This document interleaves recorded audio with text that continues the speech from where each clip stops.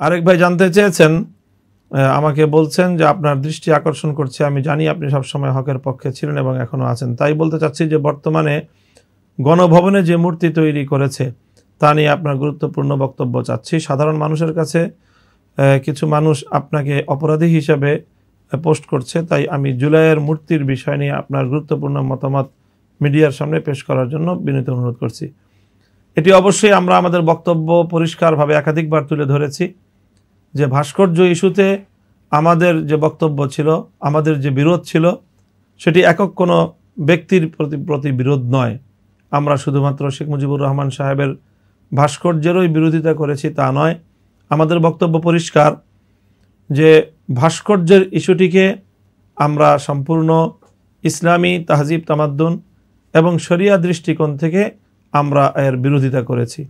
কাজেই সেই বিরোধিতার জায়গায় ভাস্কর্য যারই হোক, যে কোনো প্রাণীরই হোক, যে কোনো ব্যক্তিরই হোক, চাই সে ব্যক্তি শেখ মুজিবুর রহমান সাহেব হোক, চাই সে ব্যক্তি জিয়াউর রহমান সাহেব হোক, অথবা চাই সে ব্যক্তি জুলাইয়ের শাহাদাত বরণকারী, এমনকি শাপলা চত্বরে শাহাদাত বরণকারী কোনো শহীদও যদি হন, শহীদ আবু সাঈদ, শহীদ মুগ্ধ, শহীদ খুবাইব, যে কোনো শহীদেরই এভাবে ভাস্কর্য নির্মাণকে আমরা দ্বিমত পোষণ করছি এবং এর বিরোধিতা করছি।